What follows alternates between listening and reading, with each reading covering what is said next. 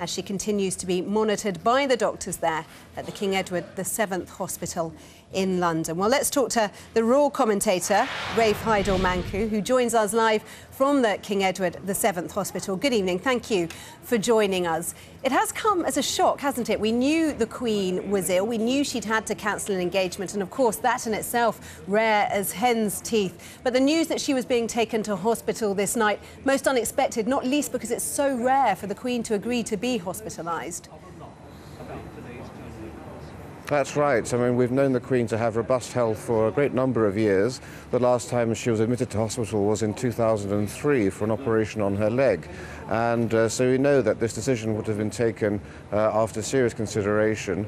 But, of course, the Palace are very keen to make sure the public understand that this is merely a precautionary measure. So we mustn't be too concerned about this for the fact that the Queen was at Windsor Castle, and if it had been a very urgent matter, she probably would have gone somewhere closer than central London to this hospital here. But certainly she will be extremely disappointed now to have had to cancel a series of important engagements this week, not least of which is the trip to Italy, where she would have been lunching with the President of Italy. Yeah, because despite meeting people on a regular basis from all over the country, she's so rarely ill, isn't she? I think she cancelled an engagement last year because of a cold and the odd instance of back pain in the past, but beyond that, nothing. No, in October of last year she cancelled an investiture, and in October 2011 she pulled out of an engagement at the British Museum. And these are very few and far between. When she was in her youth, she dedicated her life to Britain and to the Commonwealth, and so she has done that with unfaltering dedication. And at the age of 86, in 2012 we saw the Queen undertake over 400 engagements. And when you realise that most people of her age would have retired 20, if not 25 years earlier, it's a real testament to her dedication.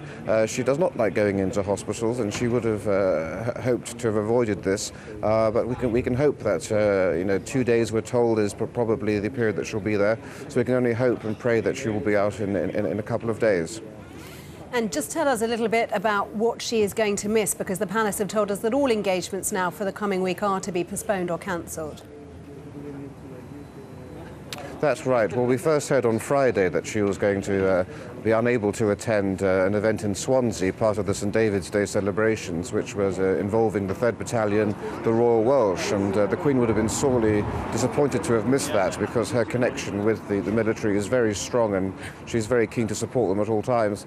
And on Tuesday she was due to visit HMS Lancaster, a very special ship with a connection to the Sovereign, known as the Queen's Frigate. And later that day also a reception was going to be held with MPs and MEPs, which will be postponed to a later date. But perhaps most significantly was the trip to Rome, where she was going to lunch with the President of Italy, despite being a former communist, noted as being an ardent royalist, and so he was particularly looking forward to that. But certainly we'll hope that a week or two from now things will hopefully be back to normal. I'm exhausted just listening to that list of engagements. It tells you everything you need to know, doesn't it, about the pace with which she lives her life. But for now, royal commentator Rafe Heydel-Mankoo, thank you for taking the time to join us this evening. Thank you.